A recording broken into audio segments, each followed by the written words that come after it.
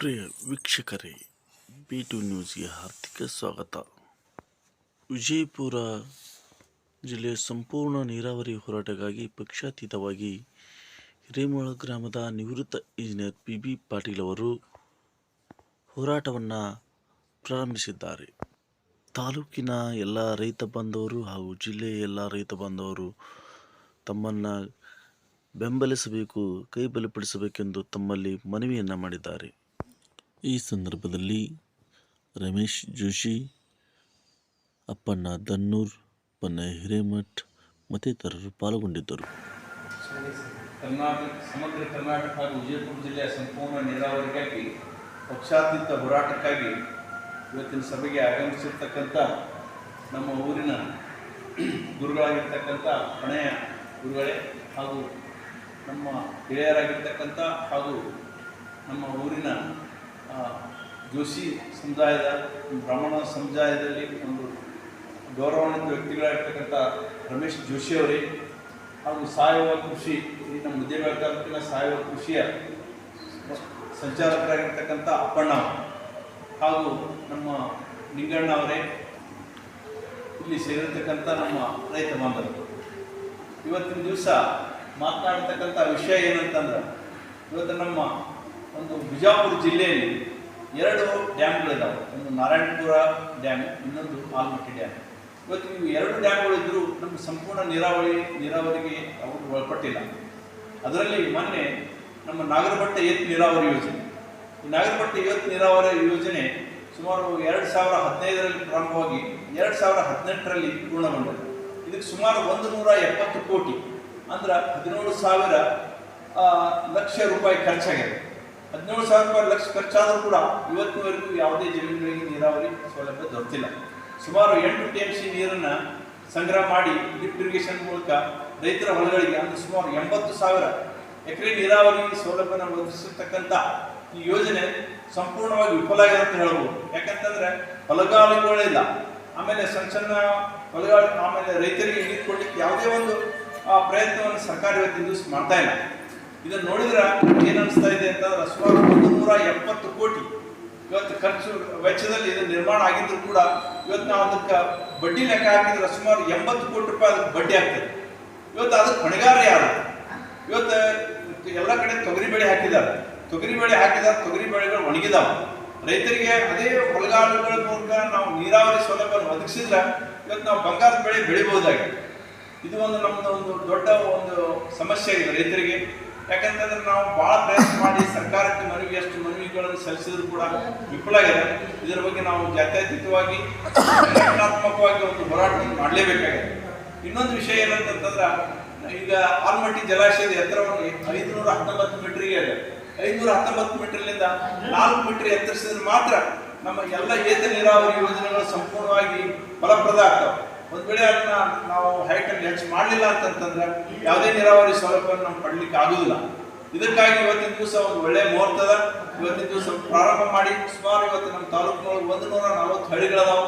140 ಹಳ್ಳಿಗಳಲ್ಲಿ ಇವತ್ತು ರೈತರನ್ನ ನಾವೆಲ್ಲ ಕೂಡಿಸ್ಕೊಂಡು ಇದೊಂದು ಉಗ್ರವಾದ ಒಂದು ಹೋರಾಟವನ್ನು ಮಾಡಿದ್ರೆ ನಮ್ಮ ಒಂದು ಎಲ್ಲ ಜಮೀನುಗಳು ಸಶಕ್ತಾಗಿ ಒಂದು ಒಳ್ಳೆಯ ಒಂದು ಆದಾಯವನ್ನು ಕೊಡ್ತಕ್ಕಂಥ ಒಂದು ಆಗ್ತದ, ರೈತರಿಗೆ ಒಂದು ಒಳ್ಳೇದಾಗ್ತದ ಅಂತ ನನ್ನ ವಿಚಾರ ಅದ. ಅದ್ರ ಸಲುವಾಗಿ ಇವತ್ತಿನ ದಿವಸ ಈ ಹೋರಾಟವನ್ನು ಮಾಡ್ತಾ ಇದ್ದೀವಿ. ಇದಕ್ಕೆ ತಮ್ಮೆಲ್ಲರೂ ಸಹಕಾರ ಬೇಕು ಅಂತ ಹೇಳಿ ನಾನು ಒಂದು 2 ಮಾತು ಸರ್. ಓಂ ಶ್ರೀ ಗುರು ಬಸವಲಿಂಗಾಯ.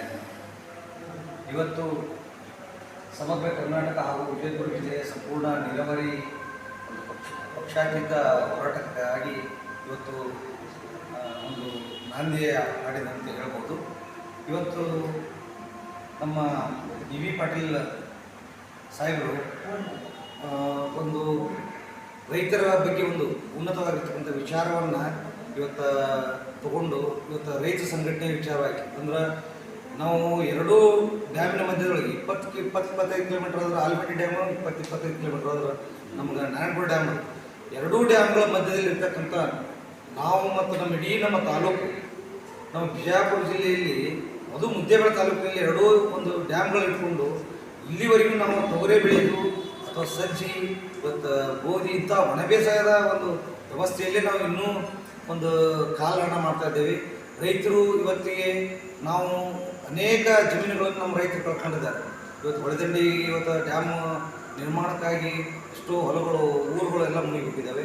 ಆ ದೃಷ್ಟಿಯಿಂದ ಅದರ ಜೊತೆಗೆ ಆಮೇಲೆ ಏತ ನೀರಾವರಿ ವಿಚಾರವಾಗಿ ಸಾಕಷ್ಟು ಕೆನಲ್ಗಳು ಮತ್ತು ಜಮೀನುಗಳು ಹೋಗಿದೆ. ಇವತ್ತಿನವರೆಗೂ ರೈತರಿಗೆ ಯಾವುದೇ ರೀತಿಯಾಗಿರ್ತಕ್ಕಂಥ ಒಂದು ನೀರು ಇಲ್ಲ. ಅದಕ್ಕೆ ಬರ್ತಕ್ಕಾಗಿರ್ತಕ್ಕಂಥ ಒಂದು ಸರ್ಕಾರದಿಂದ ಬರ್ತಕ್ಕಂಥ ಒಂದು ಹಣವು ಇವತ್ತಿಗೂ ಬಿಡುಗಡೆ ಆಗಿಲ್ಲ. ಈ ತ್ರಿಶಂಕು ಒಂದು ಪರಿಸ್ಥಿತಿ ಒಳಗೆ ರೈತರು ಇವತ್ತದಾರ.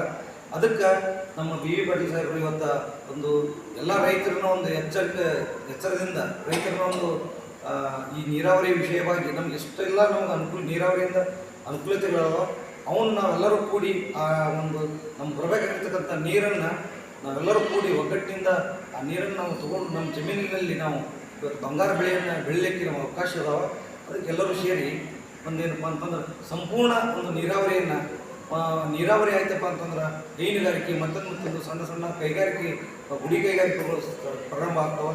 ಅದು ಸಾಕಷ್ಟು ರಾಜಕಾರಣಿಗಳು ಇವತ್ತೆಲ್ಲ ಪಕ್ಷದವರು ಹೇಳ್ತಾರೆ, ಬರ್ತಾರೆ, ಹೋರಾಟಗಳನ್ನು ಮಾಡ್ಯಾರ, ಇನ್ನೊಂದೆಲ್ಲ ಆಗ್ಯಾವ. ಆದ್ರೆ ಅವು ಭಾಷಣದಲ್ಲಿ ಮತ್ತು ಕಾಗದದಲ್ಲಿ ಮಾತ್ರ ಆಗಿದೆ. ಸಾಕಷ್ಟು ಲಕ್ಷ ಕೋಟಿ ಖರ್ಚಾಗಿದೆ.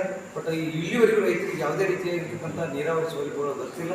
ಆ ಉದ್ದೇಶಕ್ಕಾಗಿ ನಾವೆಲ್ಲ ರೈತರು ಸೇರಿ ಒಂದು ಮುಂದಿನ ದಿನಮಾನದಲ್ಲಿ ನಮ್ಮ ಮುದ್ದೇಬಿಹಾಳ ತಾಲೂಕಿನ ಒಂದು ವಿಚಾರವಾಗಿ ನಾವೆಲ್ಲರೂ ಕೂಡಿ ಒಂದು ದೊಡ್ಡ ಪ್ರಮಾಣದ ಹೋರಾಟ ಮಾಡಿ ನಮಗೆ ಸಿಗಬೇಕಾಗಿರ್ತಕ್ಕಂಥ ನೀರನ್ನು ನಾವು ತಗೊಂಡು ಮುಂದಿನ ನಮ್ಮ ಯುವ ಪೀಳಿಗೆಗೆ ಅಥವಾ ನಮ್ಮ ಮುಂದಿನ ಒಂದು ಪೀಳಿಗೆಗೆ ಒಂದು ನೀರಾವರಿ ಸೌಲಭ್ಯ ಇರಲಿ ಅಂತ ಹೇಳ್ತಾ ಈ ಒಂದು ಹೋರಾಟಕ್ಕೆ ಒಂದು ಇವತ್ತು ಚಾಲನೆ ಕೊಟ್ಟಿದ್ದಕ್ಕೆ ಒಂದು ಧನ್ಯವಾದಗಳು ಹೇಳ್ತಾ ನಾವೆಲ್ಲರೂ ರೈತರು ಕೂಡಿ ಅವ್ರಿಗೊಂದು ನಾವು ಶಕ್ತಿಯಾಗಿ ನಿಂತು ಮುಂದೆ ಹೋರಾಟವನ್ನು ಮಾಡಿ ನಮಗೆ ಸಿಗಬೇಕಿರ್ತಂಥ ನೀರನ್ನು ಪಡ್ಕೊಳ್ಳೋ ಅಂತ ಹೇಳ್ತಾ ಒಂದು ಎರಡು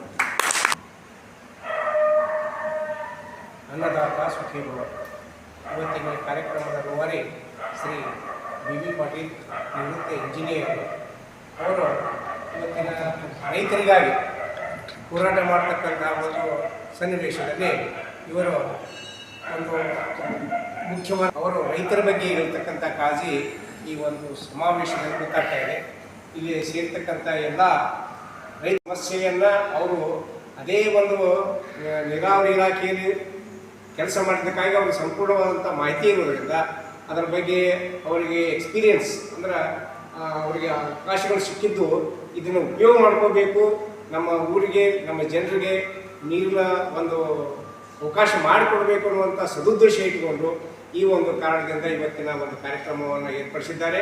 ಅವರಿಗೆ ಎಲ್ಲ ಈಗ ನಾವು ರೈತರಂದ್ರೆ ಅವರಿಗೆ ದಯವಿಟ್ಟು ನಾವು ಹೇಳ್ಬೇಕಂದ್ರೆ ಅನ್ನ ಉಣ್ಬೇಕಾದ್ರೆ ನಾವು ಊಟ ಮಾಡಬೇಕಾದ್ರೆ ರೈತರ ಕಾಲಿಗೆ ಕೈ ನಮಸ್ಕಾರ ಮಾಡಿ ನಾವು ಊಟ ಮಾಡಬೇಕಾಗುತ್ತೆ. ಅವ ಅನ್ನದಾತ ಯಾವಾಗ ಎಷ್ಟೇ ಕೋಟ್ಯಾಧೀಶ ಸಹಿತ ಬಂಗಾರದಕ್ಕಿ ಅನ್ನ ಮಾಡ್ಕೊಂಡು ಉಣ್ಣಕ್ಕಾಗೋದಲ್ಲ.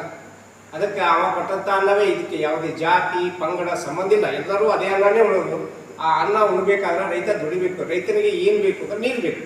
ಅದೇ ಇಲ್ಲ ನಮಗೀಗ ಮುದ್ದೇಬಿಹಾಳ ತಾಲೂಕಿನ ಜನರಿಗೆ ನೀರಿಲ್ಲ. ಆ ನೀರಿನ ಸಲುವಾಗಿ ಅವರು ಭಾಳಷ್ಟು ತಲೆ ಕೆಡಿಸ್ಕೊಂಡು ದಿವಸ ಹೇಳ್ತಾರೆ, ಮಾಡೋಣಪ್ಪ ನಮ್ಮ ಕಡೆಯಿಂದ ಏನು ಸಾಧ್ಯ ಇದೆ ಅಷ್ಟು ಮಾಡೋಣ ಅಂತ ಹೇಳತಕ್ಕ ಒಂದು ಹಿತನುಡಿಯಿಂದ ಅವ್ರು ಮಾತಾಡ್ತಾ ಇರ್ತಾರೆ. ನಾನೇ ನಿನ್ನೆ ಅವ್ರಿಗೆ ಅಂದೆ, ಎಷ್ಟು ಮಾತಾಡ್ತೀವೋ ಮನೆ ಆಗೋದಿಲ್ಲ ಬಿಡೋಲ್ಲ ಅಂತಂದೆ ನಾನು. ಆದರೆ ಅವ್ರು ಹಾಗೇನಿಲ್ಲ, ಮಾಡೋದೇ ಅಂತಾರೆ. ಅದಕ್ಕೆ ನಾವೆಲ್ಲರೂ ಬೆಂಬಲವಾಗಿ ನಿಂತ್ಕೊಂಡು ಅವರಿಗೆ ಒಂದು ಇದು ಬಲವನ್ನು ಕೊಟ್ಟು ಈ ಕಾರ್ಯ ನಿರ್ವಿಘ್ನವಾಗಿ ನಡೀಲಿ ಅಂತ ಹೇಳ್ಕೊಂಡು ಆ ದೇವರಿಗೆ ಬಿಟ್ಕೊಂಡು ಮಾತನ್ನು ಮುಗಿಸ್ತೇವೆ. B2 ನ್ಯೂಸ್ ಕನ್ನಡ, ಇದು ಭರವಸೆ ಧ್ವನಿ. ಲೈಕ್ ಮಾಡಿ, ಶೇರ್ ಮಾಡಿ, ಕಮೆಂಟ್ ಮಾಡಿ.